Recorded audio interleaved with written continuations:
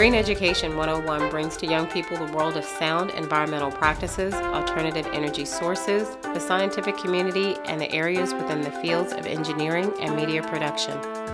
Exposing students to the sciences in order to enhance their awareness and to enlighten them on career alternatives and higher education options. This week on Green Education 101, students from the Youth Initiative Energy and Environment Program learn about the trail that water takes before it reaches your home and the byproducts that can be formed from the filtering process. I'm Mike Sullivan, the Chief of Facilities and Operations for St. Mary's County Metropolitan Commission. This is the what we refer to as the primary digester number 2, and what you're seeing here is the clean, empty digester tank with the cover removed. And what I want to point out is the piping arrangement in the bottom of the tank, and the green things there, which we call mixing nozzles. And the purpose of the digester is to break down the biosolids or sludge, so that it's broken down into and the pathogens are removed. And one of the byproducts again of this digestion process is methane gas, and recirculation of the contents of this digester are important, and complete mixing to allow the digestion process to work. So the piping there and the way the nozzles are arranged and pointed, allow for a complete mix of this system.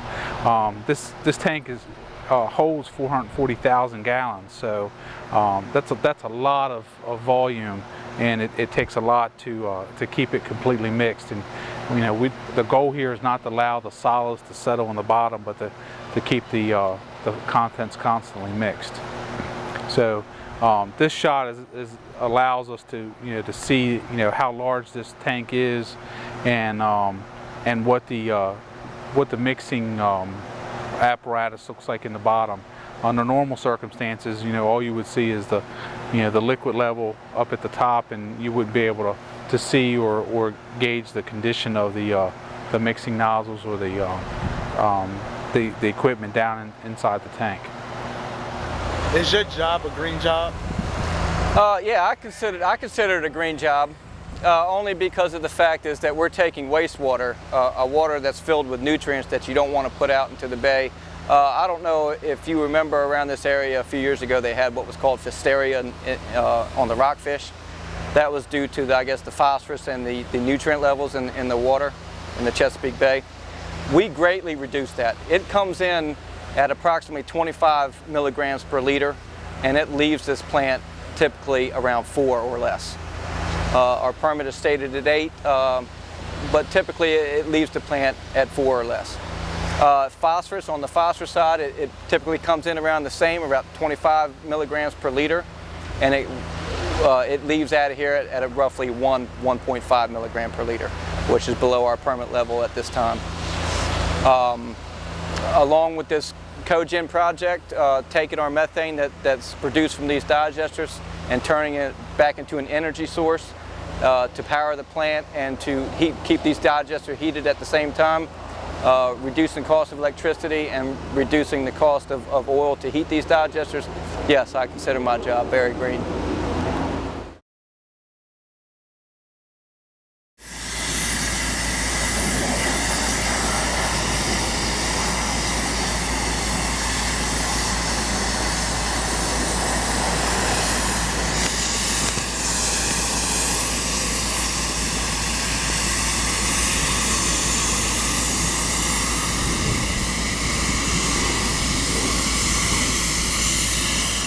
The last step of the process that we left was the primary clarification.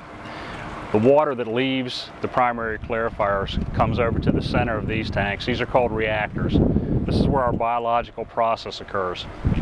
The water comes into the center of this tank and it flows outward. If you were to look over here, about 5 feet below this wall, the water is going to leave this tank and go out. This is where all the biological process occurs. We have what we call oxic and anoxic cycles in this tank. We have different bacteria and different microorganisms that do different jobs in here. The first thing they do is they break down the forms of ammonia down into lesser forms of nitrogen. And those bacteria that do that job need oxygen. So we have blowers that come on. And you see this traveling bridge that's getting ready to come around has a series of diffusers on it. These diffusers are about 3 feet long and about 3 or 4 inches in diameter.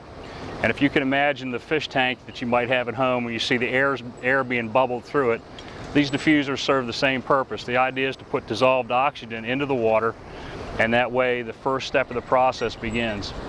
After that occurs, we shut the air off entirely, and then we make these bacteria and different biological treatment occur by removing the oxygen from the nitrogen molecule. It uses its energy in there to break that oxygen molecule free, and it reduces it down to lower forms of nitrogen until we get to actual nitrogen gas.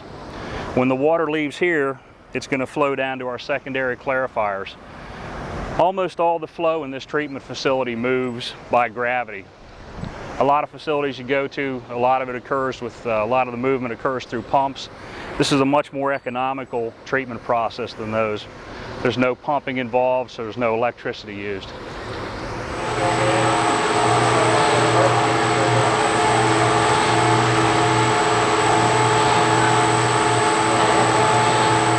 This is our dewatering facility. We had showed you earlier our digestion process, and we told you that all the sludge gets digested and sent over to here. When it comes over here, it's in a liquid form. We run it through these machines. These machines actually squeeze the water out of it and make it into what we call a sludge cake. The sludge cake is stored in the buildings we had just left, and then it's land applied to farm fields. When we purchased these machines, one of the primary reasons we made the decision to go with these is because they are so energy efficient. The older machines we had used quite a bit more electricity, and I told you before about the high cost of electricity here on an annual basis. So one thing we always look at is upgrading the type of motors and the type of equipment to get the best possible energy consumption aspect there. Okay, the next process after the screening, what you see here is what we call the partial flume, and the significance of this structure is to narrow the flow into an exact dimension so that we have an ultrasonic meter, which is the gray and blue device there, that ultrasonically measures the amount of flow based on the depth of water coming through at that particular point.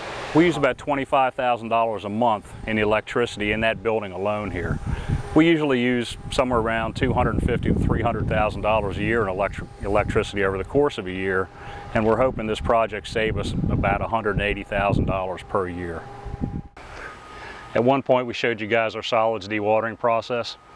After we dewater that biosolids, we put it in one of our trucks and we drive it over here and we dump it into these storage beds. We keep it here until it's hauled out for land application. At one point these used to be what they call greenhouses. The bottoms of them were full of sand and they poured the liquid sludge in there and then the water flowed out. People used to have to come in there with pitchforks and fork it up and then load it into the truck. Back in 1984 they put concrete flooring in there, so we did away with that, purchased these dewatering units, and now it's all done mechanically. Green, a word that has evolved into a verb, becoming more acceptable in many of our daily routines. We are encouraged towards the ultimate objective of changing our behavior and our day-to-day practices through articles, television programming, and education. Special incentives, policies, programs, and strategic plans have been carefully put into place to continue to improve and revitalize the environment as well as the economy.